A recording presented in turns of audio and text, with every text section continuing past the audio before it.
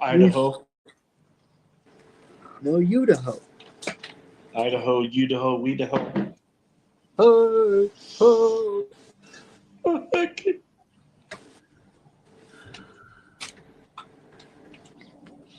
Coffee. Yeah. I thought about brewing some more. I thought about going to sleep, but I don't work later. It's Wednesday. Could be working right now. I think I am. I'm working. You had like 3 hours of sleep yesterday, huh? No. No, or something. You said you hardly had any sleep the night before, or something like that. Oh, no, I've been sleeping all right. I probably have been up for that many hours. I can't sleep during the day at all. It's light out. Forget it. Green, for sure. And this could be considered a green, but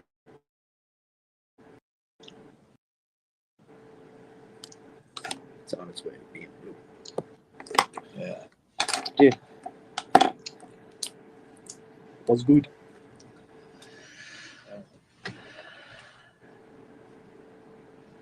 What's up, guys?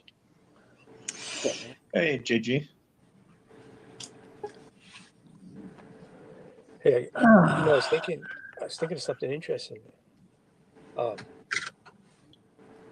sure you'll try to reverse this to something about the Christian, but really, when you think about it, the universalist has it all on the line, right? They have everything to lose if they're wrong.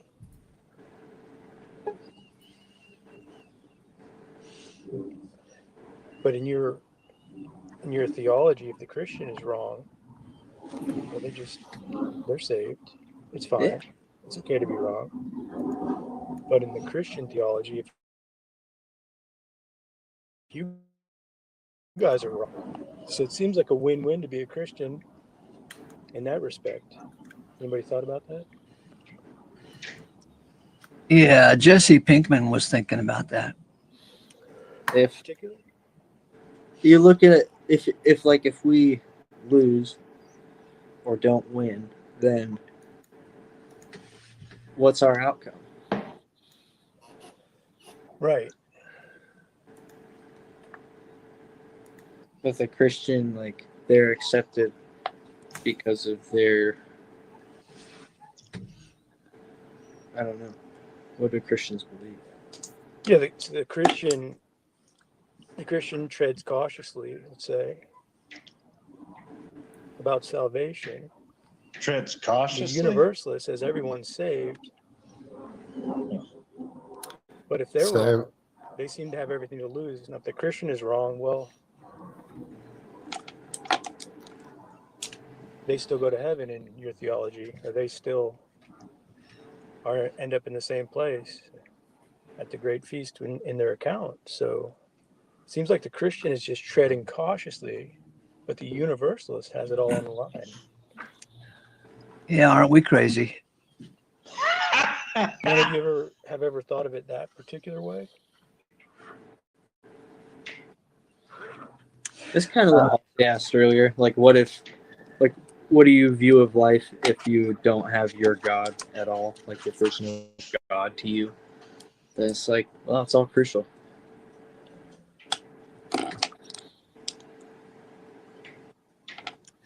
Well, it seems like you guys do understand Christianity because you always argue against it, and a lot of you came from Christian backgrounds. So typically, the consequence is some sort of absence of God, annihilation, or hell. That's typically the understanding. So if you're wrong, you would be headed that direction, theoretically. But in your theology, if the Christian is wrong, whatever they do here, they're still going to end up in the same place as you. So you guys have it all on the line. Yep. We're gambling on the character of God. Yeah. Hey, JG, would you say that Christ Oh, hey, has Phil, I don't ever? know if I met you before. That was a good talk the other day. I know I kind of abruptly left, but I enjoyed that. Yeah, it was good. And I actually can't stay right now, but I don't know, it's just been in my mind lately. Unless anyone wanted to say anything else about that, I got to take off actually. Yeah, so if the Christian is right and he's the only one who ends up in heaven, how will heaven not be hell if he looks over the fence and sees the rest of us being tortured forever? Good point. Well, there's no knowledge of what the view would be, right? That's just a hypothetical on your part, right? Will he be unconscious of our plight? Well, I don't know, but it might be of no consequence. The existence of souls that didn't follow the So faith of God's the going to Spirit. wipe out his memory that I So- ever existed?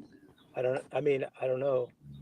The point isn't really to explore what it may be like to be separate from the universalists as a Christians. The point of the question was to consider that you have it all on the line, and to be badgering Christians. You're just saying you guys are doing it wrong here, and they can say back to you, so what? This is just a short time Bye-bye. period, and no matter what we do, we're going to end up in the same place as you. So we're just going to take it cautiously here, but you guys have everything on the line if you're wrong. All right, so go ahead and take it cautiously. So tell me what you believe about Christ's resurrection from the dead. Does it accomplish anything more than just making a possibility? Bodies are smelly. They shouldn't be walking around. Yeah, I understand you want to go into a different proposition. That's The what faithfulness. I said at the get-go. You're going to want to turn this into the Christian does this, the Christian thinks that. It's not the point of what I'm saying, but like I said, I sin, I and I'm gotta go anyway. So That's so the you biggest could, stuck-it card that any human can ever have in the Aeonian times is I'm justified.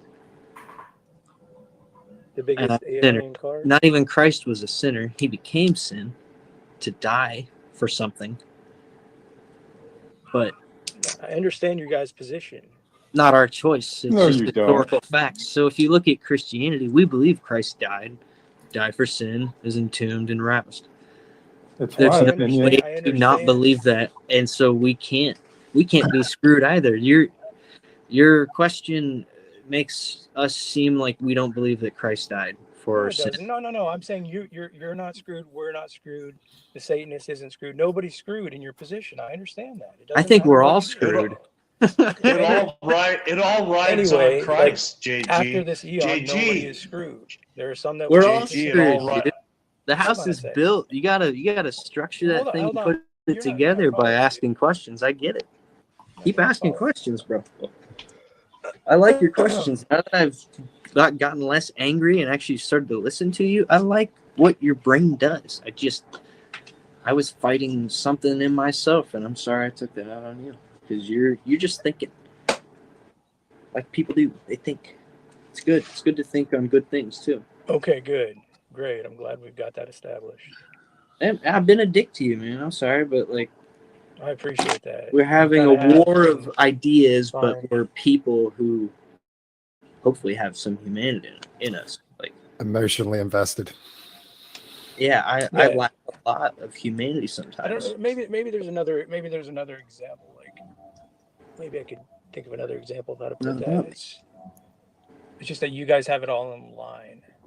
Like you guys, if you spend your time bickering with Christians, they can always No, say we to you, don't. so what? You know, like we're gonna end up in the same. Part of the experience, man. Thank It's God. kind of like so what? You guys, okay, you got giving you guys a right. Who cares about what you think? What I do? You know what I mean? No, you got every right to be whoever God makes you to be. That's right. Right. That's your position. So when That's you go God's against that, position with you, man. That's life. That's placement. That's a calling. That's a judgment. That's a correction. That's the love of a daddy to his baby boy. yeah, so anything I say back to you is justified, right? That's the Absolutely, bro. Yeah. Doesn't mean I can handle it as a man, but that's not for me to decide if it's up to us to love or hate what you say or do or think. It doesn't really matter. Our opinions don't matter in regards to the death of Christ. Like we're so insignificant, we couldn't place the story in front of us if we tried.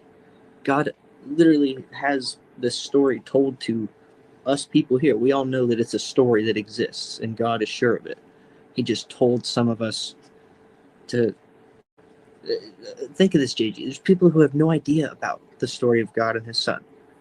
And yet it's each of our experience. Totally. We're going to get it someday. It's going to be a book read and go, oh, that's nice. Let's live life. Let's not just look at words on pages. Let's be people. Like, I know you get that. You think this eon is important? This particular life in the flesh? It crucified Christ, man. Yeah, of course it's important. I'm talking about your particular life.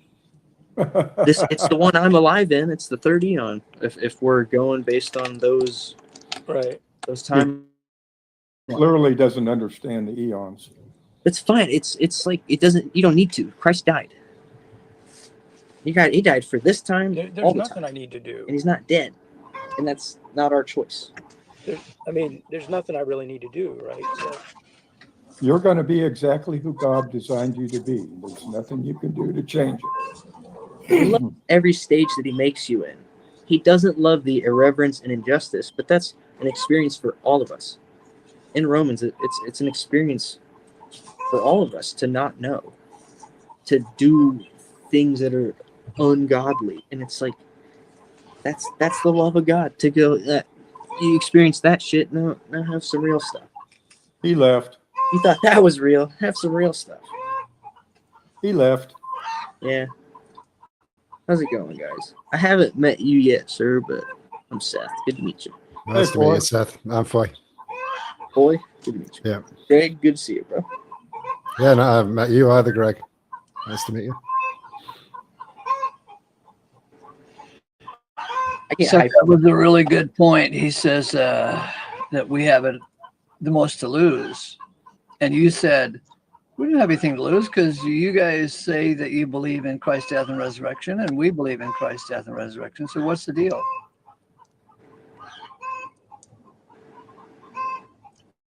Unless he's saying that we don't believe in Christ's death and resurrection, but He's doing like a twist on Pascal's wager and saying that if we've got it wrong, then we've got more to lose than if he's got it wrong. He's better thinking evil of the creator rather than us thinking good of the creator. Is I think what he was trying to get at. That's Hey, why I Sean. told him there's people who probably have never heard of the story. I mean, think of the people who were alive after Adam and Eve and before Abraham being called. Like what? I don't know. There's people, and they We live can go. We can go to places right now where people haven't said the gospel, can't we? It's like it's a timeless happening that God would make us all ignorant. It's No, it happens in a time, and then He unveils His Son to us.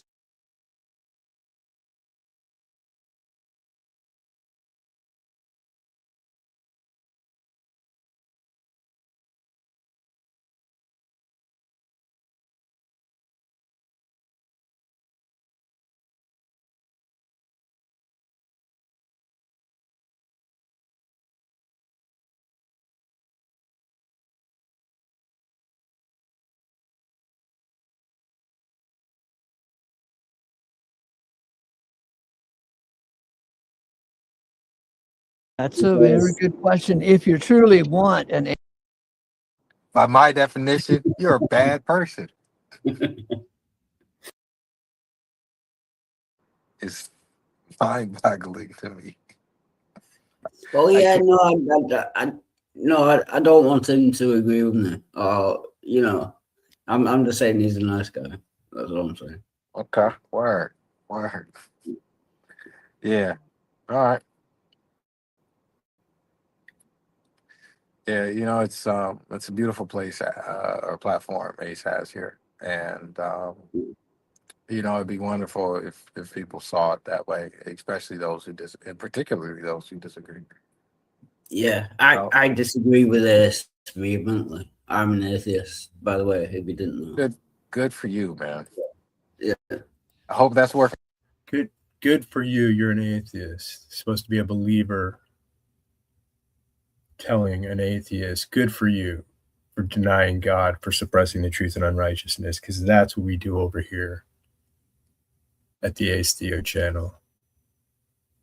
Oh my gosh, look at Doubting Thomas on the screen going for the tu quoque again. He did it too. Look, he did it too. Oh, so predictable. Doubting Thomas. He can't help himself. Love it. Out. Yeah. I don't think you You're chose in to be good an company. atheist.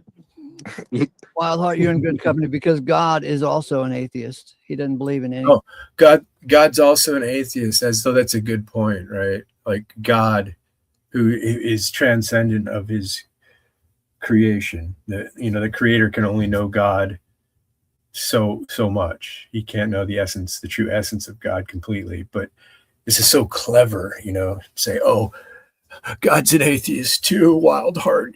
You're right there with God.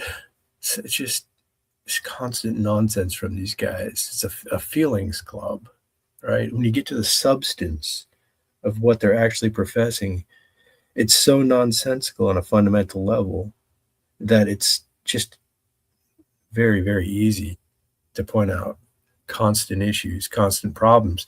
The reason being is they start off with no responsibility. God's doing everything. And when you consider that, you realize that that's so contradictory that whatever follows, stems from a contradictory fundamental claim. So I have to pause it a lot in order to point this out. Any other gods? He doesn't believe in himself. If you understand scripturally speaking belief, I think it would be fair to say God doesn't believe in himself. I mean, it depends on how you look at it, but God doesn't assume some conviction about or maintain some conviction about what he expects. I don't think it's possible for God to expect anything. Doesn't make sense. It's all dependent on what he does and what he does next, and he knows all that is. It's weird. Yeah. Yeah, but I get it, man. I mean, hey, you're an atheist. All right. How'd that happen? I've always been an atheist. I went to 2 Roman Catholic schools, and I just never believed in God. Like from the age as far back as I can remember, like from 4 or 5 years old, people read me the Bible stories, and I thought this is clearly just made up. Do you know what I mean? It was obvious to me from a very early age that it's all made up. So I've always been an atheist. It was obvious to him that it was all made up. So what does he think he's doing now when he assumes all sorts of philosophies that he can't account for, puts faith in everything he says and does in every moment of his life? The skeptic is perhaps the most faithful position of all. The skeptic can't make sense of one moment to the next. So as he moves fluently through reality, he assumes faithfully all sorts of things from the past into the future, which is induction, which he can't account for from that philosophy, meaning that his whole life is based on a faith that is mysterious to him or unknown to him. This is because he suppressed God or removed God from his worldview. But he thinks that he's going to be wise to come in and try to refute God from a position that denies his lack of faith or his faith in the unknown, to try to get you to demonstrate God or to prove to him God. Why would you take that route with a fellow like this? You want to know what he thinks is real, how he knows what he knows, which is nothing, by the way. He'll tell you he doesn't know anything.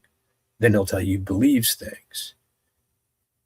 And you ask him what the belief is based on, because it has to trace back to some knowledge, or it's just a blind faith belief. So think about that. He doesn't know anything, but he believes things. When you ask him what it falls back on, what knowledge, he doesn't know. So he has blind faith in his walk through reality, and he wants to criticize a believer. I don't So know what you- it's like to be a Christian.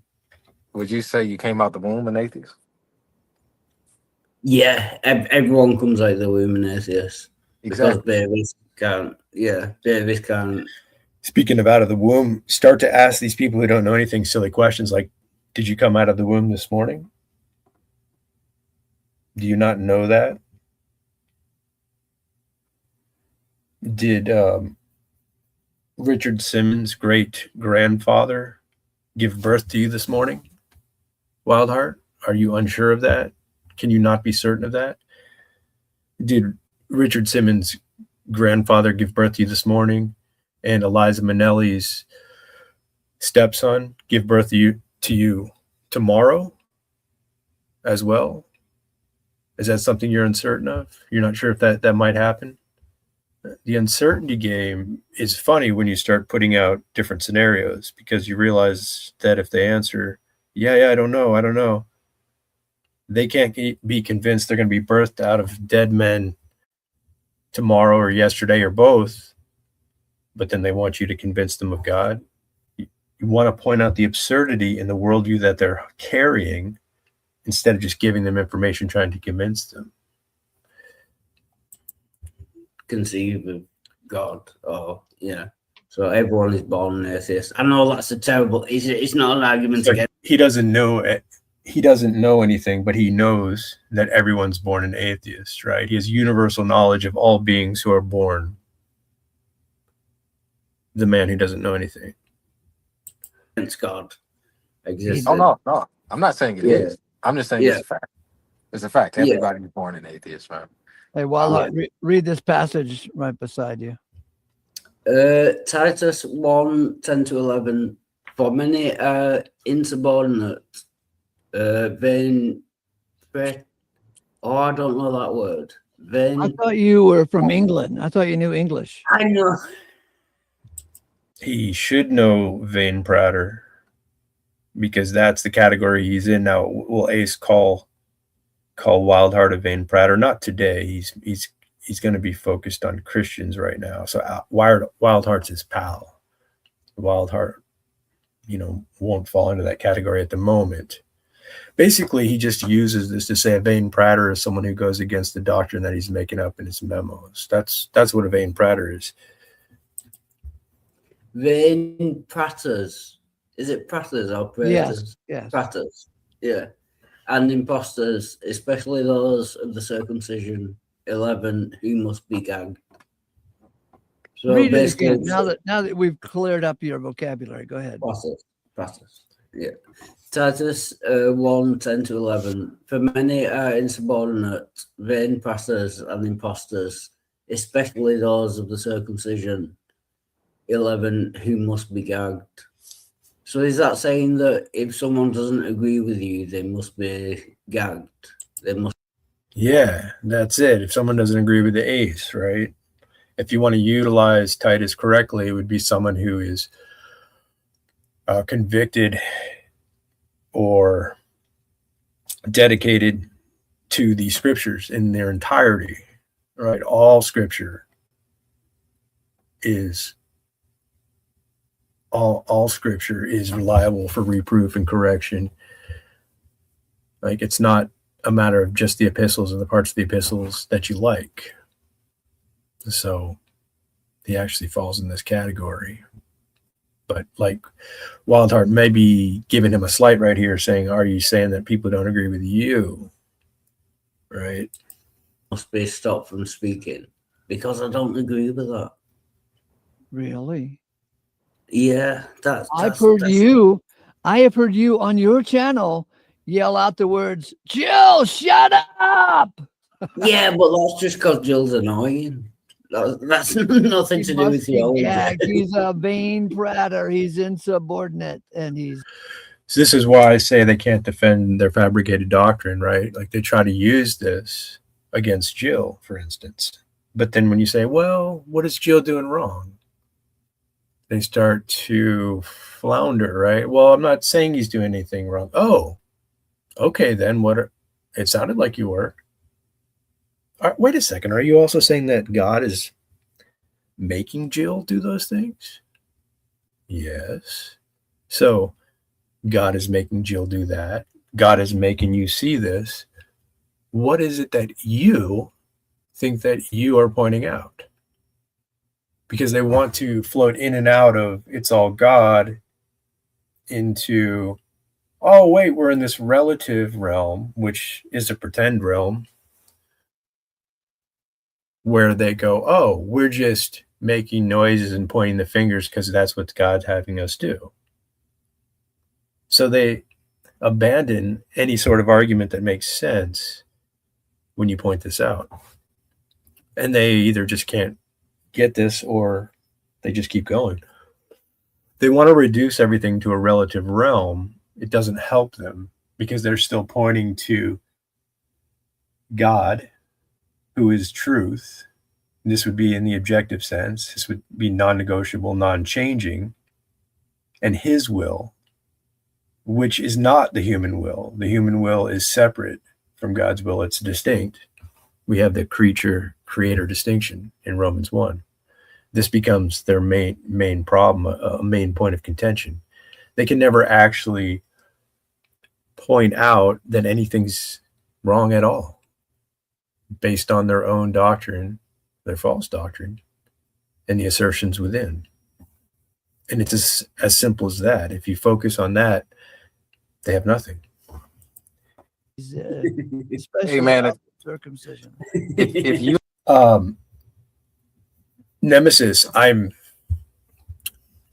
right behind them. This is his show right now, so I'll catch up to whatever they're saying. It's not a big deal. I'm not worried about being live. You know, that's kind of what Ace does. He just keeps going and going and going and making new live streams. He doesn't go back and review the ridiculousness. So I'm helping him do that. You know, he can say what he wants about me. When it comes down to it, is he actually disproving the information that's coming forward? How could he do that? How can he actually do that? If God is making him say what he's saying and God is making me say what I am saying, there's no point of contention. There's no argument. There's no responsibility for us to hash that out. He's already hung himself. So for me to follow and critique him is more valuable, given that someone would, you know, watch this and say, yeah, let me see what's happening here, you know, without the distractions of like a Wild Heart or whoever, a Sean Eagle, just making noise so we can't have a coherent discussion. The critique becomes more valuable. if you don't believe against, I'll say, if you're not opposed to vain prating, you know what I mean? Because technically speaking, you disagree with vain prating. You don't find it constructive and not necessarily entertaining, right? Because it's annoying, at least Jill's version of it. Right, man. If you're setting Jill, Titus isn't talking about Jill being a vain prater. It's talking about a vain prater is a philosophy that starts without God. That would be Wild Heart. They would be speaking about reality in vain, in the absence of God. And they're lost on this. Jill up for vain prating, it seems like you agree with Ace, bro. They've got vain prating as, oh, you're disagreeing with my memo, so you're a vain prater, as though they're part of, you know, Paul's group, Paul's evangel, whatever they want to call it. They think that they're playing that role while denying Paul in many ways. And it's not necessarily outright denying him, it's dismissing his exhortations, which have to do with human behavior, and they dismiss it without even saying so, because they're saying that God is making them do whatever they do. So if they're going against Paul, well, that's just what God is having them do, and so forth and so on. Yeah, I do agree with this. Jill is very annoying. I put him backstage. He's always coming on my channel, and I put him backstage often and mute him. But that's just because he's annoying. It's not really anything to do with theology. It's just because he never shuts up. Do you know what I mean? Yeah, but I mean, Ace isn't booting him because of a disagreement with theology. That's my point. That's what I'm saying. Yeah. I get that. Yeah, we agree, but for different reasons, basically. Yeah. See, Ace, Yeah, different emotional reasons, right? Because that's what you guys have. You guys are arguing from a foundation of your feelings about the way you want reality to be. I mean, Wildheart is beyond lost, right? As a skeptic, he's just making stuff up and trying to get you to buy it, but you want to stop him and go back to questions like, how do you know true from false in your worldview? Because he has already said he knows nothing. So there's not really much need to spend time with Wildheart other than that. Coincidentally, Ace is going to fall in the same category because he doesn't know how to determine the truth or falsity of a matter if you ask him. He's going to point to certain scriptures that he likes, which he says, well, the Bible's an interesting book. I don't know if it's true, but I like Paul. Ace hasn't booted you. and I'm sure you can comprehend why. You know, I'm sure it clicks for you. You know what I mean? Ace boots Wildheart all the time. He's not booting him now because he's in agreement with him. He uses Wildheart when Wildheart wants to come down on Christians. Then he becomes useful. This is all about how Ace can use you. If you're in line with him, if you're dogging on a Christian, then you're welcome, right? There's no shame here in usury. Like David said to Wildheart, you're an atheist? Right on, man. Like this is supposed to be defense of the faith. Yeah.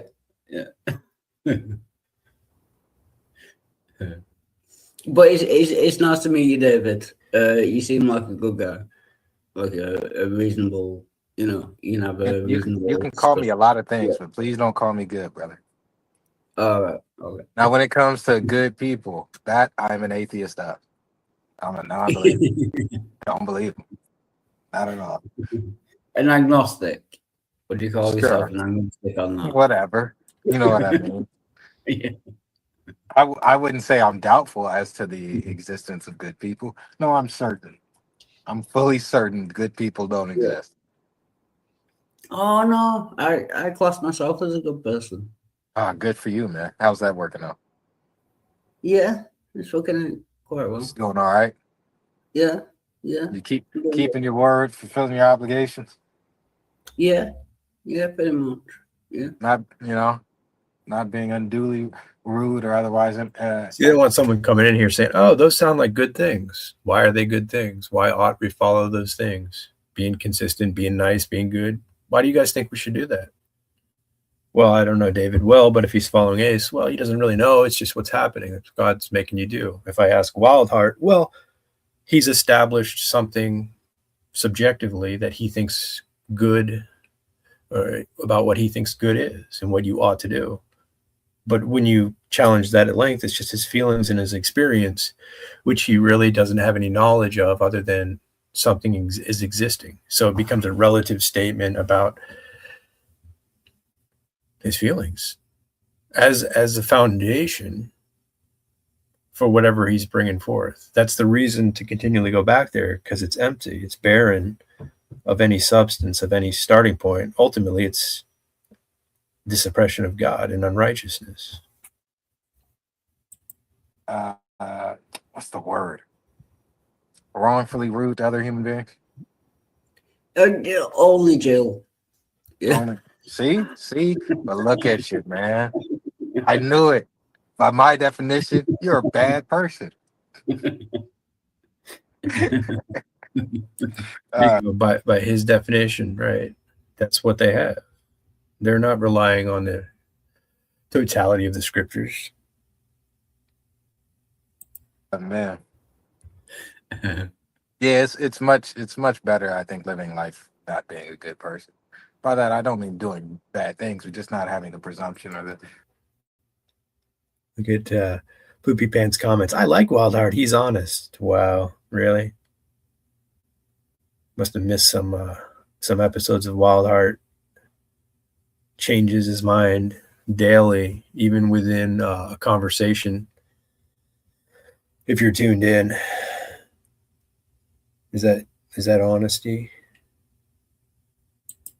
Requirement to, oh, I have to be this. You know what I mean? Because Yeah. that's just one step into pretension. Yeah. Plus, it depends on your definition of like a good person.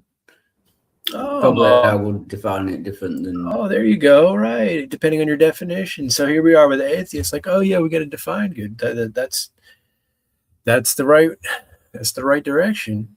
And then when you keep going, it's like, oh wait. So you're saying if you define it this way and I define it that way, we're both right because you hold this philosophy that you're the arbiter of good. Ultimately, your autonomous being, of which you're claiming is something existing, gets a position, achieves a position of, oh, I can now be the arbiter of what is good. I can make my own definition of what is good. This is the type of philosophy that he's carrying. It's easily, it's easy to break down. But they want to keep talking when you do this. That's why it's better to critique this so other people can see the nonsense. You do. I don't know your definition, but yeah. He doesn't know his definition of good. So if David says, well, my definition is that you suck and you're wrong, is he going to suddenly say, oh, wait, I can't accept that. I don't allow that. What would be the account or the justification for him being able to do that to David? He just said you can give your own definition of good, right? This is the level that he's on. I think I put it simple. You either hit the mark or you don't.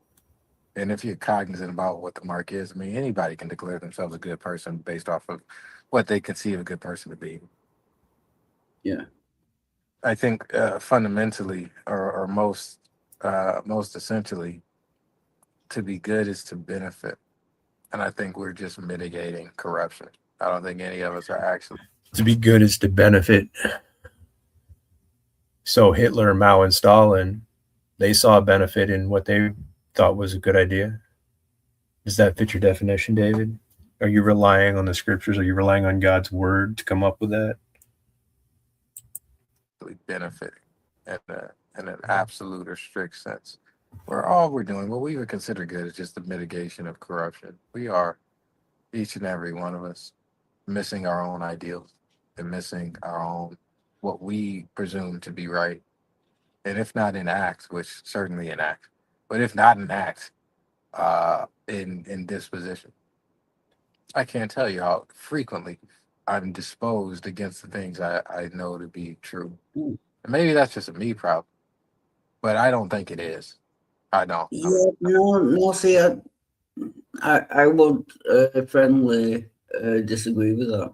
Yeah, I think I'm a good person. I think I bring benefit to, like my mom came in before, and she gains benefit from, seeing me and talking to me, and how does that make me not a good person? Well, Wild Heart, the story's a little bit bigger than that, right? You bring her heartache. You cost her a lot of money. She has to take you to the hospital. She has to wonder if you're going to be alive the next day. Are those good things for your mom? And I'm saying this because you've made it all, a Truman Show for yourself. You've displayed all this evidently in your live streams. So to conclude that is good when you consider all those factors, well, that's interesting. And again, your definition of good is just fabricated from a secular view where you say you're not certain of anything, you don't know anything, and then you jump into beliefs, observations, and experience and assign meaning and value to those things arbitrarily. Do you know what I mean? See, I am bringing help to others. Huh. not being a good person. See, here's where we differ, and that's fine because it's perspective, right? Yeah. So it's perspective. David, a believer, says good is their perspective, not what God says good is, not from the scriptures. It's just the individual creature's perspective. You see how these guys just deviate from the scriptures and decide and jump on this atheist, secularist, humanist worldview. Like, oh yeah, we just perceive and decide what is good. It's up to us. Damned perspective, I tell you. Yeah, but how does that It's make me not? it's less in what you do and more of what you fail to do. But how does that make me not a good person if I'm bringing benefit to others and I'm not doing harm to others, which I don't? By your word and framings, it wouldn't be making you not a Yeah. good person. But if you No. recall what I'm saying, not a good person in this frame of mind has not less to do with what you're doing and more to do with what you fail to do. There's an ideal mark you're not meeting at some point at some time in disposition. Your thoughts and your feelings are not always in accord with the things you declare are right and wrong. Right. Yeah, I'm not claiming to be perfect, but I'm saying I bring more bad. I bring more good than bad. Okay. You know what I mean? So in my mind, that makes me a good person. If I bring more good than in his mind, that's key. That's a good confession there. All of this is in his mind, right? He basically has a skeptic position. You could even equate that to solipsism. He thinks it all starts with his existence, his mind, and then he goes into observation, perception, and starts evaluating in ways he can't articulate. He can never articulate a standard. And then he's saying, I'm good because of this. This is all in his mind, as he stated. I bring more bad. I bring more good than bad. Okay. You know what I mean? So in my mind, that makes me a good person. If I bring more good than bad, surely that makes me a good person. Let me put you to the test. He's trying to convince himself of his own theory. You guys buy this? Is that good? Is that cool? Will you guys buy that for $1? Wild Heart. Yeah. Have you given anybody a pony lately? No, I can't afford that. You're bad. Because we all want a pony. You're not, and you haven't given me mine, brother. Yeah, see, I don't want a pony. I don't really want a pony. No, I've never wanted a pony. To be honest, that might just be me, but yeah, I've never wanted a pony. But I mean, like, what is your definition of a good person? If you bring more good to the world than bad. My definition of a good person is somebody who will give me a pony. Yeah. I wish Wildheart would keep pressing him on that because, jokes aside, that's where it gets interesting.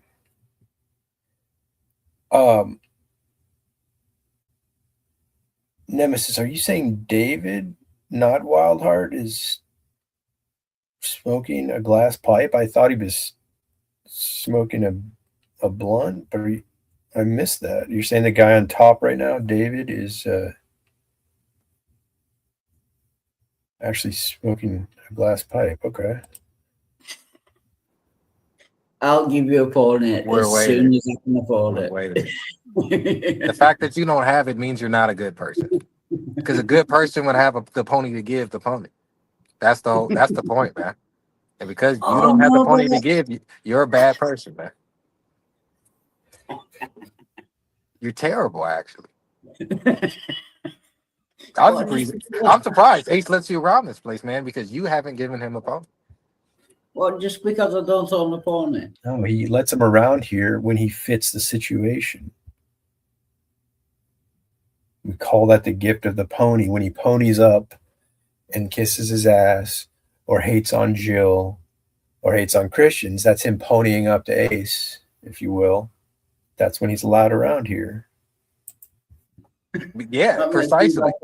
So Nemesis is telling me David, this guy in the car, not David Wildheart, is smoking a glass crack pipe That's incredible. I've never met him. I talked to him earlier, and he was just trying to get into characterizations and whatever he was saying about me. So he's sitting there smoking crack on top of it. Wow. I guess you can't really say what's in the pipe, but if it's a glass pipe, it's likely not tobacco. A good person would have the pony to give on the spot. They wouldn't have to go get the pony. The pony would just be there as soon as you ask for it. But since you don't have a pony, my only conclusion is you're not a good person. I can't really argue with that. If your definition of a good person is someone who owns a pony and is willing to give it away. Yeah.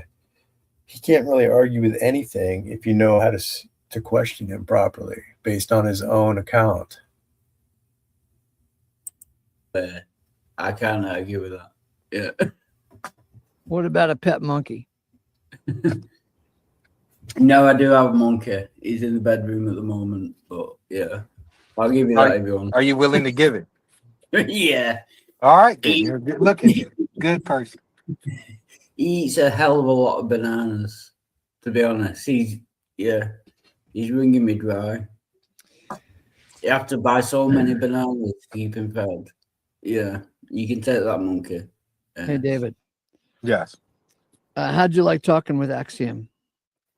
He was in here earlier. I was going to say, I don't even know if I remember Axiom, man. Axiom, brother, what am I to say about Axiom, man? I mean, if we're dealing with the scriptures, that's one thing. If we're just dealing with how we feel, that's another, and that's fine. Those are two different conversations. And a lot of times I feel like people are dealing with what they feel. For whatever reason, people are finding displeasure or displeasing for there to be two evangelists. It wasn't a mistake when he says he doesn't like it. He doesn't like it. And I know people who don't like it. I don't get why, but that's okay. That's their business. Mm-hmm. But they can't even entertain the idea. He's telling me that a thing can be distinct from itself and be the same thing. What does that even mean? What does that even mean? I don't know if Axiom was talking about the Trinity, the essence energy distinction, perhaps. Yeah, it means I'm going to win this argument even if I have to make up new shit that's never existed before. Wow, that sounds like Ace's daily memos. That's quite a confession, projection there. Yeah, it means I'm going to win this argument even if I have to make up new shit that's never existed before. Isn't that what he's doing every day to try to win arguments against Christians when he says that everyone's doing what God is making them do? Makes a new memo, pulls it into existence, tries to add to God's word. Yeah, it means I'm going to win this argument even if I have to make up new shit that's never existed before. It's amazing, man. It's absolutely amazing. I'm like, at what point do you just say the person I'm speaking with has no respect for the scriptures at all? Can't even pretend to have any respect for them. Why are we? Well, that would be Wild Heart right below you. So, no need to go outside of the scope of this present company. In fact, Ace too. I mean, Ace dismisses a lot of Paul's teachings too, David. So I understand the company that you're in. We talk about it. I think it might be doing them a disservice to talk about the scriptures. I'm convinced of that fact. Mm-hmm. I think it's doing them a disservice. I think it's ruining what could otherwise be some form of a quality of life for them. Maybe they have some semblance of a quality of life thinking about these things and finding themselves around people they disagree with to deride all the time. Maybe that's what a good life is for them. But what do you think about people?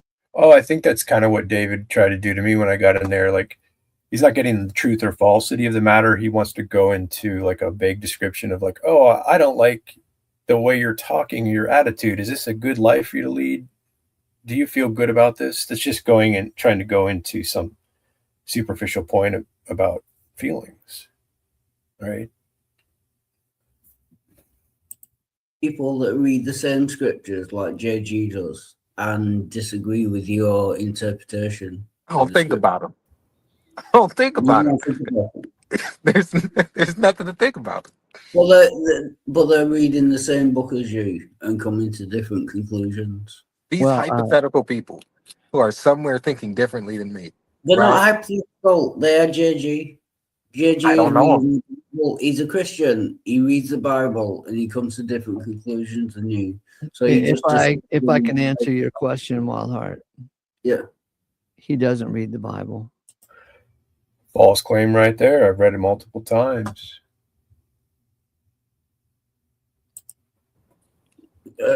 He reads a little bit of it. If Yeah. it Says the guy who only stays in the epistles. You got to watch for the projection with Ace. A lot of projections. fits into his modular thinking, because Yeah, I can't. he's all about morals and ethics. So if he finds a morals and ethics kind of verse, oh, he's all excited about that. Yeah, But anything I deeper, it becomes invisible to him. can't comment on that. I don't know how much of the Bible JG has read, so I'm not. I am in no way sticking up for JG. I don't like the guy, to be honest. I mean, But- personally, I would say he's read none of it. I would say there's many people who read the Bible and have never read the Bible.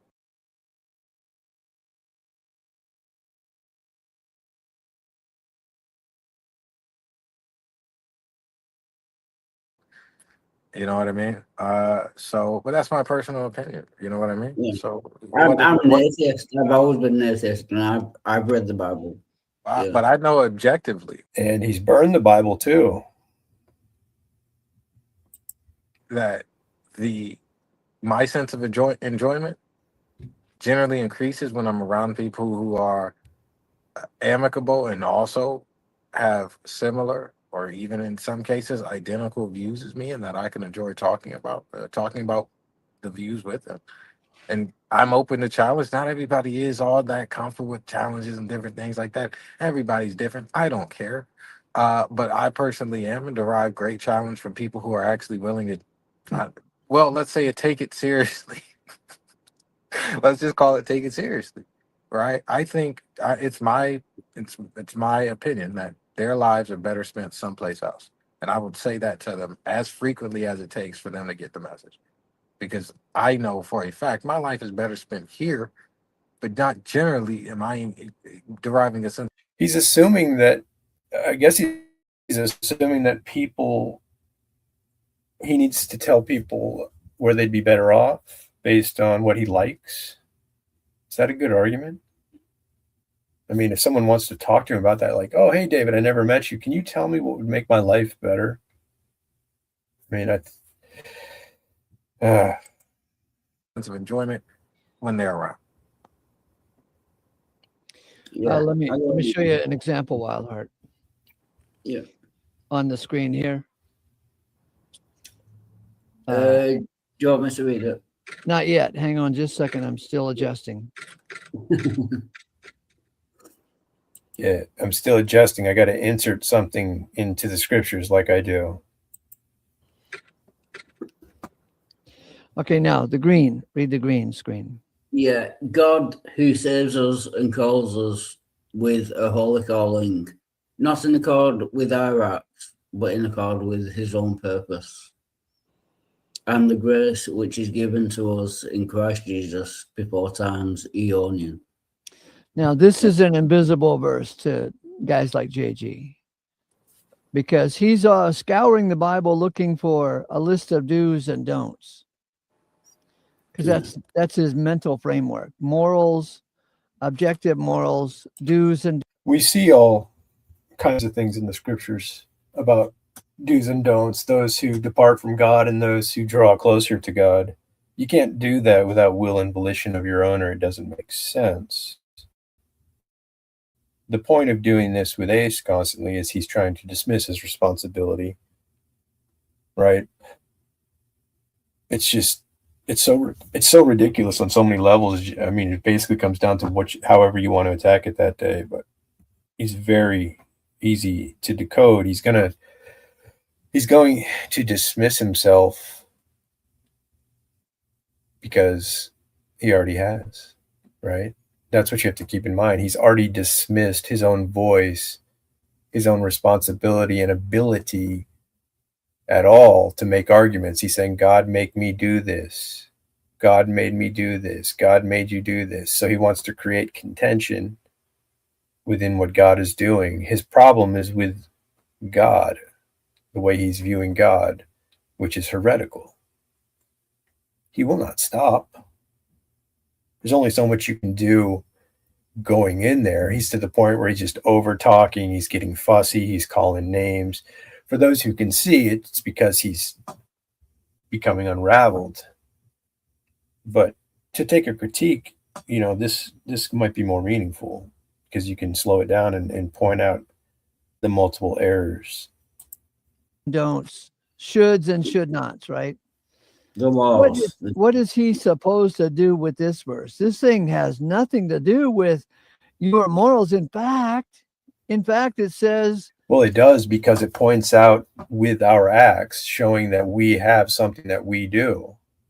Right now in this verse, we see that his purpose is going to be more than that, above that. That doesn't mean that you can't do degrading things, that you can't move away from God, that you can't do things that will make him unpleased. They try to promote it that he's always pleased and always happy because he's making you do everything you do, which doesn't really make sense either, does it? Like, what would make him happy about having a claymation that's not interactive, that doesn't actually love him because they're drawn to love him? He just makes them do everything and then makes them love him. They're lost on this. Oh, welcome, Timothy. Good to see you, brother. That this blessing is not in accord with our acts. Do you see that? Yeah. What is JG supposed to do with this verse? Because his entire propaganda machine is built on all the things that will happen in a. See, I have a propaganda machine.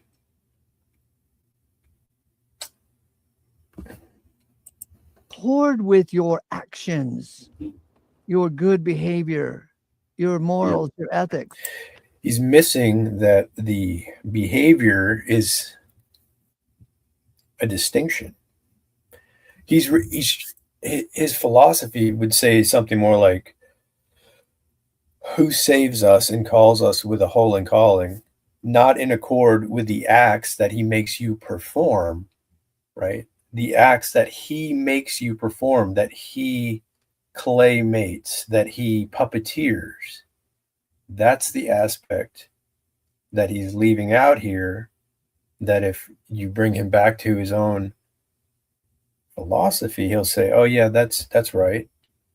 You're acting with God's purpose. You're acting through God's will. So he's constantly merging them and then separating them. And that's what you have to catch, if you want to. There's just one way to do it.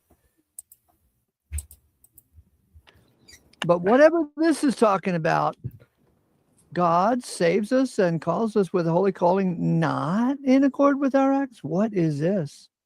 So he can't even think his way through this verse. And another way to do it, of course, is say, why is God making me think that way?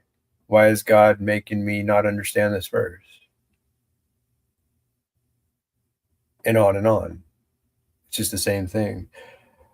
I just want to know why the people listening to him don't see this or are ignoring this, because I know some of them do.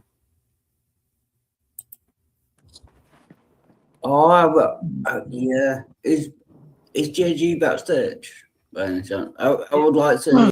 Actually, I'm critiquing you right now, Wildheart.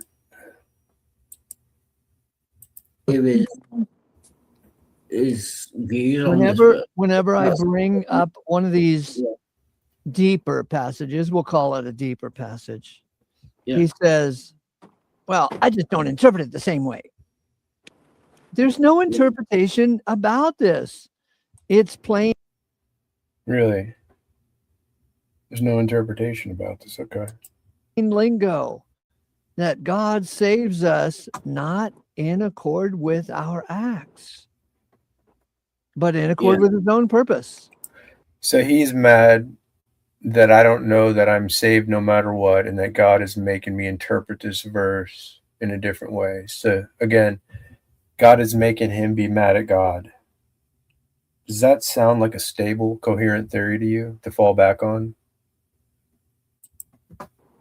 Yeah, but yeah, no, yeah, There's no Yeah, but what is he doing? What was that? acts, but in accord with his own purpose. yeah, but yeah, no, yeah, no, yeah, but yeah, no, yeah, yeah, but yeah, no, yeah, There's no other way to look at it. The only way JG can handle it is to ignore it and make it invisible and get back to business as usual, claiming morals and ethics is what saves you. You know, the claim morals and ethics saves you is something he's constructed. Oh, I'm sorry. God made him say that. Oh, I'm sorry. God made me say that. What's the problem here? You know? Are you starting to get it? Get your shit together or you're going to hell. And Ace, you still have time to repent, don't you know? Paul talks about repentance, but when I bring it up, he turns it into something else. He also said we're all going to hell the other day, which I thought was funny. He said we're all going to hell and Jesus will be there, but it's just for a short period of time. Yeah, which lines up with just reading that verse alone lines up with like determinism and no free will. It doesn't matter what you do. It's what God wants. That's all that matters. Nice. So Wildheart's honing in on it. Ace is like thinking he's agreeing with him. We'll see what happens here. Well, sir, what do you make of that? Do you see why this verse would become invisible to him? Yeah. Because he couldn't deal with it. Yeah. I couldn't deal with it. How does anyone deal with anything if they're a determined vessel? What's the mechanism of evaluation of knowledge in these matters where you go, oh, I'm going to figure this out. I'm going to reinterpret this. You're determined to think what you think you are doing. They don't understand the determinist fallacy. Yeah, I get what you say. Yeah. No, you don't. No, you don't. So it's not that he reads the Bible and I read the Bible and we come to two different conclusions. Some of this stuff has to become invisible to him, or it goes into a meltdown, like a. Is that a projection? Do I go into meltdowns? I mean, I've seen Ace do it multiple times. Watch for the projections with Ace. Watch for the projections with Tommy. They're ever present. Like a robot that is misfiring. Well, if I'm a robot that's misfiring, then I'm right there with your doctrine. You know, the Ace bot doctrine is well known. Yeah, I can see that. Yeah.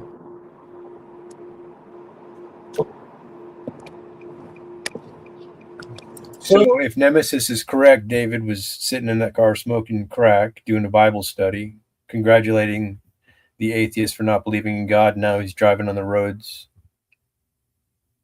Huh. Quite a group here.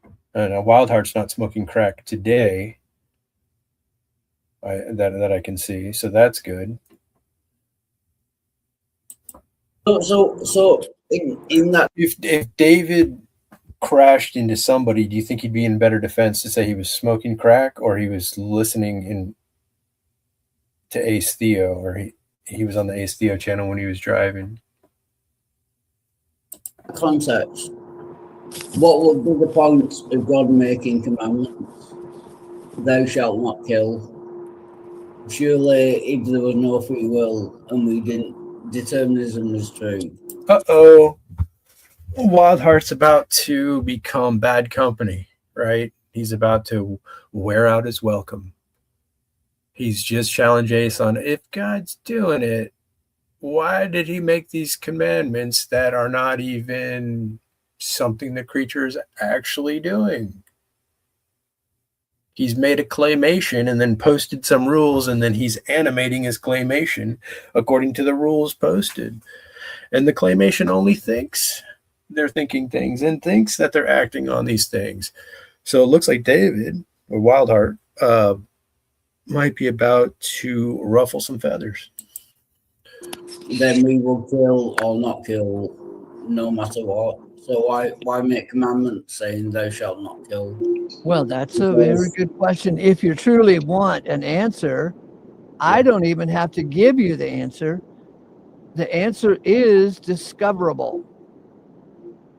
No, Why would God give a command, do not kill, if there is no free will? Is that what you ask? Yeah. Well, help me out here. You have a big brain. Help me out. I don't know how to answer that. Shoot. You're an atheist, right?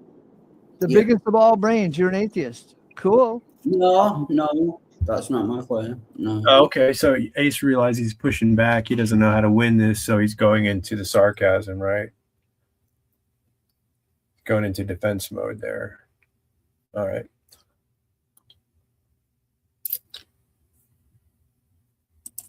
I never said that. There's some stupid. But Wildheart, he also doesn't know how to expand enough to make the point, I guess, or he's just trying to be benevolent and not get kicked out. So why would God give the command? Yeah, if he's in control, if there's no free will, and he is in control, why even bother giving the command? Well, yeah, command is not even a thing, right? It's a figure of speech. A clay vessel that's being fully manipulated by God can't actually follow a command. Whatever God is doing to the vessel is the command in itself. So the statute or the law written is not something that the clay can actually interact with. So you have a figure of speech or an illusory idea here, which this doctrine that Ace promotes is all an illusion. It's all Svengali, as he's tried to call Christianity. Now, he can make a point about Christianity or a church that seems like a sleight of hand, sure, but when you challenge his philosophy, the person making the claim about that, well, that's how you disassemble him. Thou shalt not kill. Do you need some help? Yeah.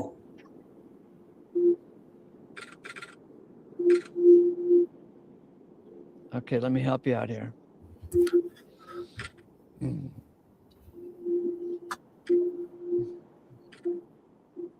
Okay, go ahead and read this verse right here. Romans 5:20. Yet law came in by the way, that the offense should be increasing, yet where sin increases, grace supersedes. So in this philosophy Ace is promoting, law came in, so God had his clay figures, and then he posted some laws which they're not able to actually interact with, but he can play and interact them. So God is just playing a little claymation, right? He's just acting on a claymation that pleases him, that makes him happy.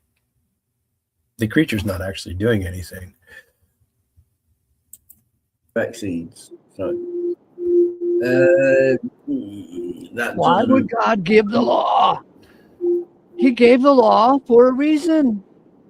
What's the reason? So that sin should be increasing. I don't understand. Sorry. That's it. That's cool to say that. I don't understand. God wants. It's cool to say. Sin to increase. God wants sin to increase. Yes. But he's telling us what to do. But if you have no free will, why would you tell anyone to do or not do something if there is no free will?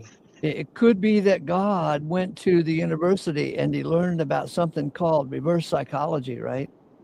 No, because that still implies that the creature has a will to take on a psychology, make a determination, which results in an action,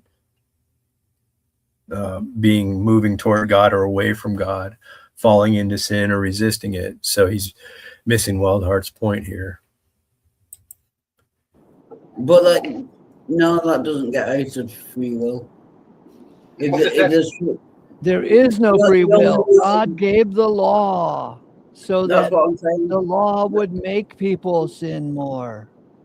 That's what I'm saying. Why would you tell someone not to do something if there is no free will? There would be no. There is no free will. The Bible. He's saying, why would there be a command to do something when the creature does not have the ability to do something?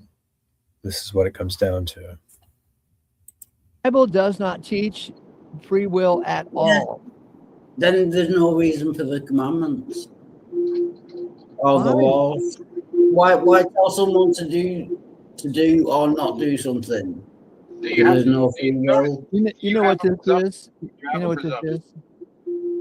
This is like a boardroom meeting or a script writer's meeting, right? Yeah. So you have been these five guys here have been writing this script for an epic movie. We'll call it Star Wars or Fatal Attraction. Oh, here we go. Actors on a stage. Puppets, robots. Or the Planet of the Apes. That's it. We'll call it. Well, we've been working on this script for the Planet of. Yeah, Planet of the Apes is good, right? You got a evolution entangled in there. That's a good example. Apes, right? Yeah. We've been working on this script for 5 years. And one of our pals just got sick, so he can't make the meeting. So we brought you in because, you've written a couple of scripts. And here you are arguing. I'm not. I just want an answer to the question. Why me? Of course you want an answer to the question. Yeah, he's like, okay, it's been 5 minutes. I just wanted an answer. You're leading me down all these paths, right? And, oh, by the way, we've had this discussion 60 times now.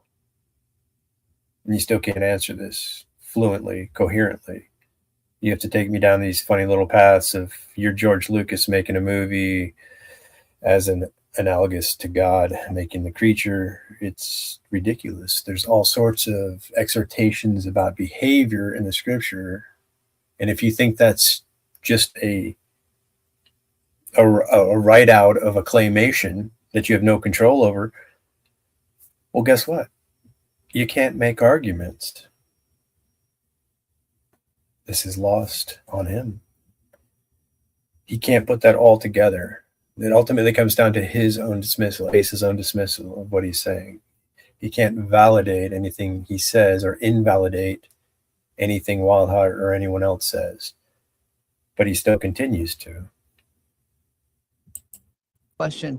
We can't. We only have 2 hours in this goddamn movie. We can't make a 24-hour movie where 1 inch equals 1 inch. You can see the emotional level rising here now because Wildheart's pressing. And Wildheart's doing a good job of calmly pressing him, probably because he wants to not get kicked. But you see this often with Ace, this increase in emotion. It's the bird hands, feminine side of him that he likes to point out in Christians that he becomes victim to himself. Again, a lot of projections here. If you start considering projections, especially when you're talking to him, you'll see them. He'll be claiming you're doing things that he's actually doing. Inch. No, I'm just saying why. Oh, I'm just saying I want an answer to my question because my question is all important. So now he's not getting the answer. So Wildheart has to bring him back. No, I just want an answer. And he's like, oh, Mike, you just want a question. Your important question. He's trying to frame it as though it's an ego issue for Wildheart to just want the question he's asked 5 times now answered. Ace is doing this because he can't answer it. But God answers everyone's question.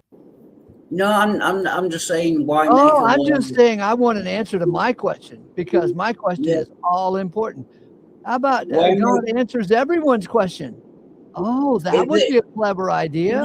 Where God answers everyone's question throughout eternity. Oh my God, that's going to that's called the Great White Throne Judgment. Right. I'm just saying, if there is no free will, why make a law about anything? Because the people don't have a choice as to what they do. So why tell people not to kill if it's predetermined that they're going to kill or not kill anyway? Why make a law? It makes no sense. It makes no sense. Yeah, it makes no sense. It makes no sense. Yeah, can you explain it to me? No, I can't because it. I mean, anyone with half a brain cell can see what's going on here. I mean, what is... Come on, Ace. He's just playing games with Wild Heart because he doesn't know how to answer. It makes no sense. It's a logical fallacy. Yeah. You need to go over to JG's house. So it's a logical fallacy. He's admitting it, but he's trying to do it in a sarcastic manner, but it is illogical. It doesn't follow that a creature that has no will, volition, ability to choose or act in a manner other than God's will has laws posted for him and then judgment on how he acts within those laws of which he has no control. Yeah, that is logically fallacious. You're right. You're saying it sarcastically, but you're right. And now it's a reference to me perhaps trying to offset the conversation into, let's hate on JG now, and so I don't have to answer this question that I can't answer. And you guys, you guys can form the anti-logical fallacy club. So, anti-logical fallacy club. Listen to how ridiculous that is. Like, he's in a club that says, well, yeah, we can utilize logical fallacies. That's essentially what he's saying, and he has actually said that in so many words that he doesn't need logic in certain points, or he departs from it.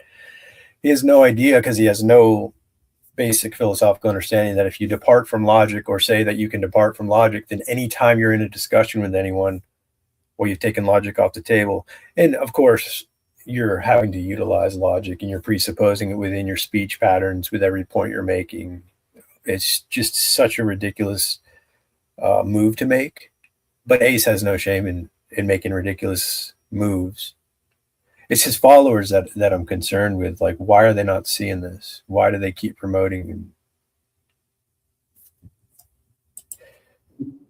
I'm not standing up for no girls allowed. I'm just saying it makes girls no sense. Are not logically fallible, right? If there is no free will, why make a law? Would you let a girl in your Yeah, see what he's doing here? He's just distracting Wildheart because he cannot answer this. Wildheart's remaining favorably calm too. This is so bad, and this is so common. I mean, I'm guessing that Ace's followers go along with this because they think in similar patterns. They're like, well, I'll believe what I want to believe, and if I get challenged, it's not a bad thing to make a distraction or just to talk about other things because, well, what are they falling back on? I'm not responsible for how I'm acting. If you think about that long term, it's an interesting psychology. Like, if you start to really think that you're not responsible for anything you're doing, well, what is it going to matter any direction you take? All you have to worry about is the practicality or the men and women you're interacting with, if they'll buy it, if you can get by with it. The only consequence is whatever your feelings don't want. So what happens with this type of position is it falls into some sort of nihilism, but he happens to like to talk about God as well. It's very compatible with nihilism. I mean, there's a major fundamental difference in that he's attributing the scriptures to reality, but the content of what he's doing is very similar to nihilism. He's just making up his own rules and laws. And when he's challenged with questions like Wildheart's bringing, it's a very fundamental, common question that comes up, he's falling apart. Girls allowed. I'm just saying it makes girls no are sense not to me. logically fallible, right? If there is no free will, why make a law? Would you about let a anything? girl in your anti-logical fallacy club? Yes, you're not answering the question. I'm not answering the question. Just answer the question. Why, If there is why no would free I? will, Why do I have to answer your question? Who put you don't in charge, have to. Bucky? So 5 minutes of avoiding the question, he's now moving to the position, why do I have to answer your question? This is a total fail. I hate to say it, this is a win for Wildheart. Now I can deconstruct Wildheart and show how these guys are both losing. But for the purposes of this demonstration, Wildheart is dominating Ace here. This comedy. Answering the question. Just answer the question. Why, If there is why no would I? free will, Why do I have to answer your question? Who put you don't in charge, have to. Bucky? You don't have to. I'm asking you pleasantly to answer the question if you can. And you think I'm going to answer your question? After multiple attempts of trying to semi-answer it, why do I have to answer it? Who makes you the authority? You think I'm going to answer your question? Really? So any followers of Ace that are listening, you don't see this? I mean, really? I don't, because I don't think you have an answer. Law. There it is. There it is. That's a Came problem. in. By the way, what is by the way? I don't think you have an answer. Nailed it. Back to the screen. Look at that. Look at that. Look at that. Okay, we've gone over that. Now back to the question. They mean. By the way. By the way means I don't give a crap whether you understand it or not. It just is. Yeah, but you. What? What did he just do there? Way. What does by the way mean? By the way.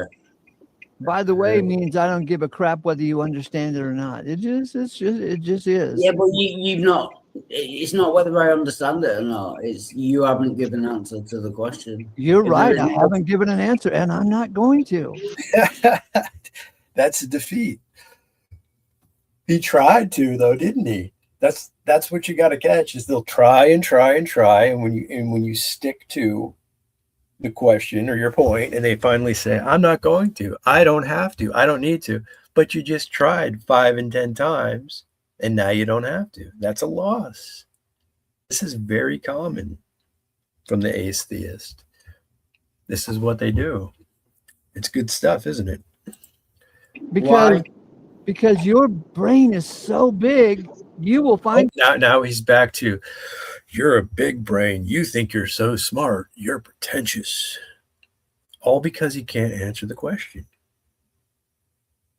You want to talk about logical fallacies? Go back and listen to how many he made, right? The distractions, the red herrings, the ad homs, the big brain stuff, the negation, trying to answer it, then saying he doesn't have to.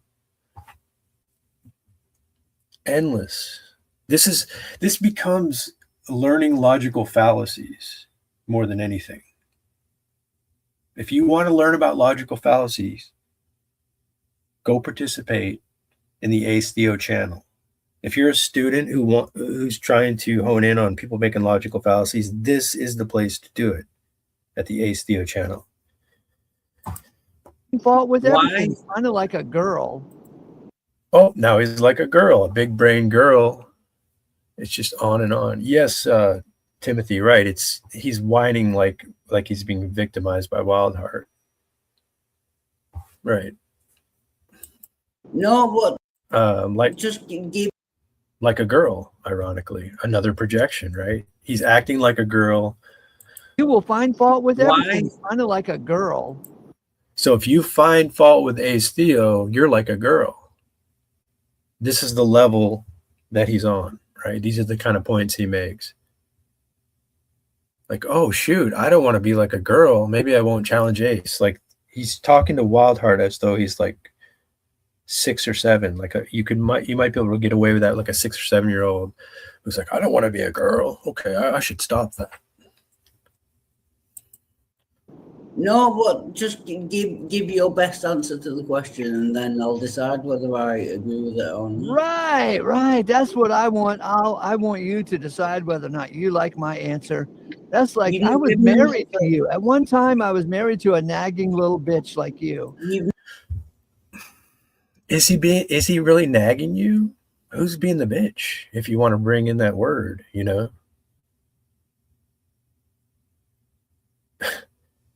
You just can't answer his question, and you're going to all this trouble making yourself look like this because he's got you on a simple question.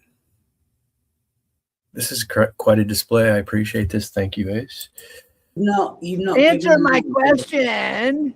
You've not my given question an is answer. all important. Nothing else exists except for my question.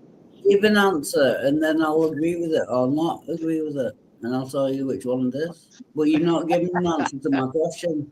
If there is not free will, why command anyone to do anything? Because they don't have the free will to choose. Why tell anyone to do something if they have no will? If they have no free will to choose what they do? That is the question. Do you have any answer to that? Yes, whatsoever? I do. Yes, I do. Right. What is it? There's a bigger story to tell. Mm-hmm. So after all that rhetoric, he now has an answer. There's a bigger story. And I can't be bothered with explaining it to you. Oh, can't be bothered. Can't be bothered. The answer now is there's a bigger picture, and I can't be bothered to tell you what it is.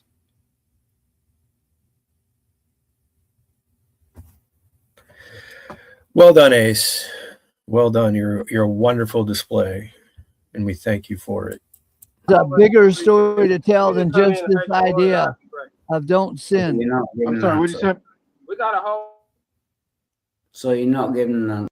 Oh, what happened to David? He's getting pulled over? No will. If they have no free will to choose what they do? That is the question. Do you have any answer to that? Yes, whatsoever? I do. Yes, I do. Right. What is it? There's a bigger story to tell. And I can't be bothered with explaining it to you. There's a bigger story to tell than just this idea of don't sin. I'm sorry, what did you say? We got a whole. So you're not giving an answer. You just refuse to answer. I'm telling you about the bigger story. Wait. Just because you find a little flaw in the script. You're not giving the answer. You're telling them the bigger story, but you said you couldn't be bothered telling the bigger story. Like, how many contradictions can you make, within 10 minutes? How many goddamn movies have you seen where this little scene right here doesn't make any sense? I'm not. How many movies have you seen where this little... Right. So now they want to make it a puzzle, right? Like, oh, the reason you don't understand is because you're in a puzzle and you're not fitting and configuring the puzzle in the right timeline. There's a bigger picture. So they don't have to answer fundamental questions because they're in a puzzle they don't understand. And Wildheart's doing a good job of saying, yeah. Okay, I'm in a puzzle. Can you answer the question? Which you won't do. I don't know how long this is going to go on, but I've got to do other things myself. Scene right here, 15 minutes and 25 seconds into the movie, it doesn't make any sense. I'm asking a question and you are refusing to answer it. I don't care about the bigger picture. Because I'm asking you a question and you are refusing to answer it, and I wonder why. What if I ask you a question about... What if I ask you a question? Brilliant, Ace. You're being questioned. I don't know how much time this has been because I've been chiming in, but it seems like a good 5-6 minutes of him just asking you the same question and you saying, this, look over there, check out this, what about that, you're a girl, what if I ask you a question is now? Like, you're going to try to play every logical fallacy? Is that what you're going to do? You're going to try to avoid a question by asking an unrelated question to get out of the question after you said you're not answering the question, there's a bigger picture that you can't be bothered with. Like, talk about maxing out deception, ultimately. Ask me a question. I will answer it the best I can, whatever question it is. Okay, here's my answer. God gave the law that sin might increase because there's a bigger story to tell, and that story is about grace and the superseding of grace.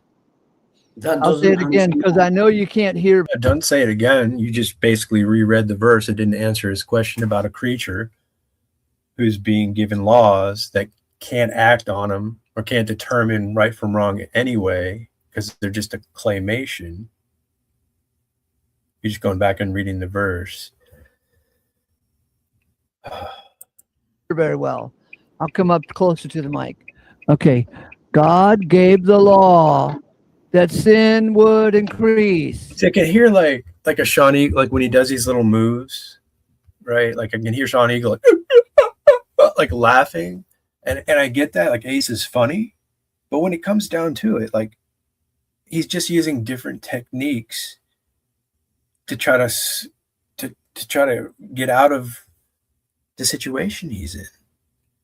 Like, you can take that route, you can be funny and escape questions, but as a theological teacher, as a biblical student, like, is that really how you want to talk to an atheist? Just so many different. You could spend like an hour critiquing 5 minutes of this stuff. Again, because I know you can't hear very well. I'll come up closer to the mic.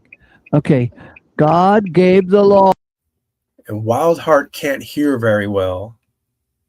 But Wildheart has asked Ace the same question about 13 times now, but he's the one who can't hear. Projection. Again. So if you consider the idea of a projection, it's interesting because they think they're in a movie. So for them to be a projection, well, that works, doesn't it? That sin would increase because God wants sin to increase because God has a bigger story to tell about grace. But that doesn't answer my question. That doesn't answer my question. I don't care what your question is. Your question is... My question is, why give commandments if there is no free will? Okay, because bro, he's answered, bro, he's answered your question, bro. Oh, he's answered the question. You missed it. We all missed it, David. What was the answer? No, he's not. He's not in any way answered my question. Not whatsoever. That's the thing. And if he hasn't by now, he never will. That's the point. Oh, so David said he has, and then he says that's the thing. If he hasn't, he never will. These guys are incredible. Listen to him. Answered your question. He will. Okay, because bro, he's answered. Bro, he's answered your question, bro. No, he's not. He's not in any way answered my question. Not whatsoever. That's the thing. And if he hasn't by now, he never will. That's the point, bro. I know. So if he hasn't answered it by now, he never will. That's the point. After saying he did answer your question. Yeah. Wow. I know he never will because there is no answer to my question. It's a foregone conclusion that there's no answer to your question. Yeah. That's kind of you don't get that there's a little joke going on here, but it's not funny. If humans don't have free will, what is the point of giving them commandments? Thou shalt not kill. God already knows whether people are going to kill or not. It's a foregone conclusion. Why tell them that it's a foregone conclusion to you that it's irrational? Why tell them not to kill? Okay. Yeah, but you know what? I don't even know if I would have continued this long as Wildheart. Give him some credit for his tenacity here, but you got to watch too. I would say to Wildheart, don't let David come in and give Ace time to think of more ridiculous trails to take you down. Don't get into an argument with David right now. Stay focused on Ace, because you're exposing him well right now. Well, you got the combination of me stopping this and pointing out what's happening, of course, but Wildheart's demonstrating, doing a great job of demonstrating how many times and how many ways he's avoiding the question. So don't let someone else come in and give you more gibberish, which he's done, right? David just says, oh, he's answered it. Oh, well, if he doesn't answer it, it's because of this. Like, just giving multiple answers. These guys are working in tandem, right? They're becoming carbon copies of each other.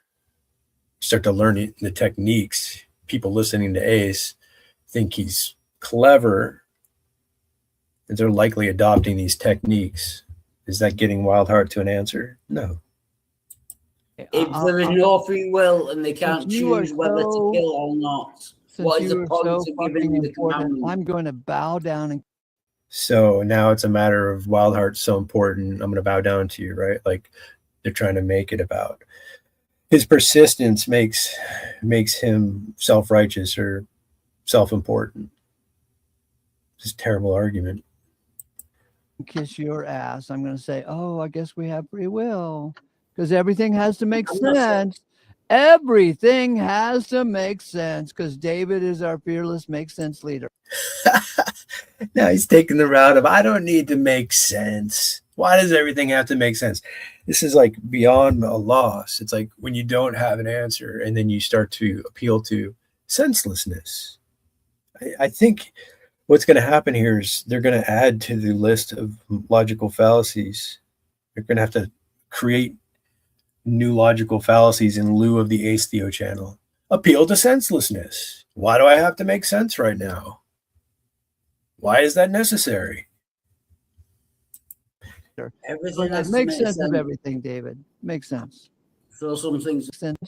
Everything has to make sense, because David is our fearless make sense leader. Everything. Yes, we have free will, because everything has to make sense.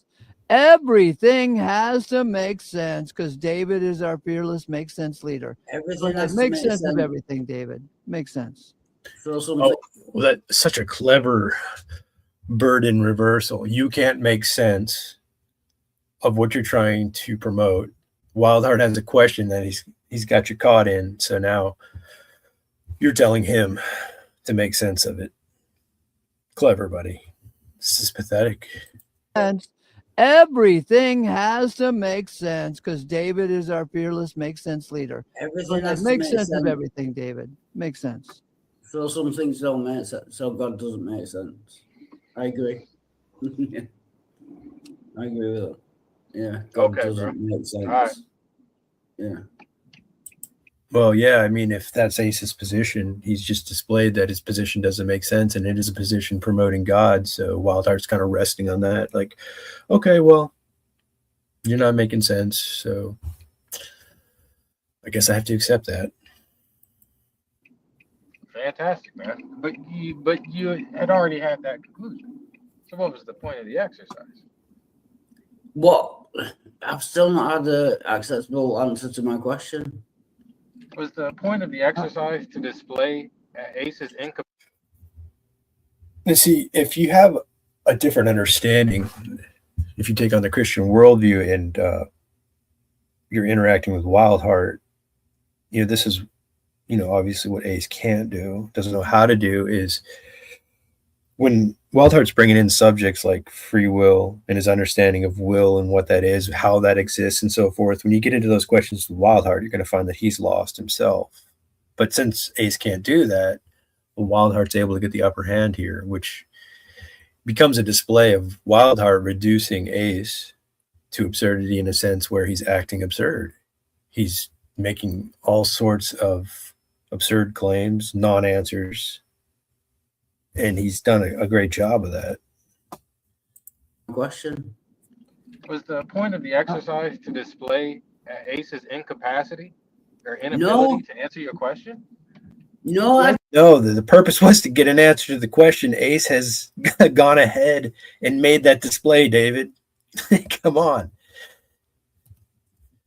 will answer to my question. Was the point of the exercise to display Ace's incapacity or No, inability to answer your question? no, Yes, I it didn't. is. Well, that would have Yes, been it a is. big brain No, point, don't you think? You are so big in your brain. I mean, it goes all the way down to your socks. Your socks. It's weird, huh? Like it's almost like they realize they're defeated, so they're like, well, we got to frame this in a way like you tried to trap him. They're a victim, right? They're being victimized, they're being trapped. But it's their theory that's in question. They've opened up their theory, they've displayed it for all these interlocutors to see. They've made the claim, and now David Wildheart's simply saying, okay, well, how does this work? And they can't figure it out. So what are you doing? Are you trying to trap us? Are you trying to display? Ace can't answer. No. I'm trying to get an answer, and he is actually displaying that he can't answer. That's the result. That's Ace's demonstration. Socks must be swelling up by now because your brain is just I taking don't over. have a big brain. I'm thick as fuck. I left school at 14. I have no qualifications whatsoever except for. And I'm destroying you, right? Like that's an interesting move. Like, yeah, I'm an idiot. I didn't graduate high school, and yet here you are stumbling on a basic question of what you've done, what, 30, 40, 50 episodes on. Suddenly, when you're asked the same question, you don't know how to answer it. Plaster. I was plaster for 15 years. But apart from that, I don't have a big brain. I'm just asking the question, if humans don't have free will, what is the point of giving them commandments not to kill? Because they wouldn't have a choice whether they kill or not. I guess I'm wrong. So what? God, they have a free will, and God gave them a command, and they can keep it. So let's punish them in hell forever, right? Okay, well, you're a Christian. Yeah. I get it. Okay, what's that move? We'll see. That you're just like a Christian. I'm not a Christian. I don't believe God exists. I'm saying in your paradigm. You know what? Christians don't believe that God exists. So now he's trying to move to Christians. Classic, right? And that's what he's all about. Ace, Saul of Tarsus, Theo. It's all about persecuting Christians. So now he's like, well, I can't answer. I'm being stumped. He probably realizes how ridiculous he is. He's like, well, what are you, a Christian? You're just like the Christians. Just trying to reframe it, reposition the conversation now into Wildheart, you sound as dumb as the Christians type of thing. Still can't answer the question, though. Yes, they believe that you exist and you must stop sinning or else there's hell to pay. No, Christians believe that God exists. No, they don't. That's a stupid statement, is. Christians don't believe that God exists. No, they don't. They believe they asked them. They believe they did. But he's going to say something else that's stupid, and Wildheart might take the bait on that. I don't know. Wildheart's pretty tenacious though when he really wants a question answered. See, I got to go anyway though. This is just going in circles of nonsense. I mean, this is not in short supply, right? You can click on any one of these videos and basically get this anytime you want. But I am finding it interesting to individually point out each fallacy. You know, if I could get some editing software and get a logical fallacy counter with a little ding noise, that would be fun. You get a little bit of editing software and have some fun with this. Determine their own eternal destiny, and God is just not in that picture. They exclude God. They just believe they have free will. That's different from whether God exists. I think most, if not all, Christians believe that God. Good. He stopped him in trying to change the conversation and steered in a different direction, right? Pointing out, no, the point of contention is the will or the free will. God exists. That's by definition, the definition of Christian is someone that believes that God exists.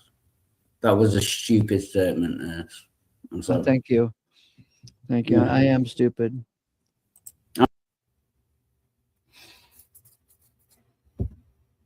I got to go. Thanks for listening in, guys. Maybe we'll do some more of this. Someone can join in too if they want to next time. It's not hard to do. But hey, I'll be back later. You guys take care. God bless you.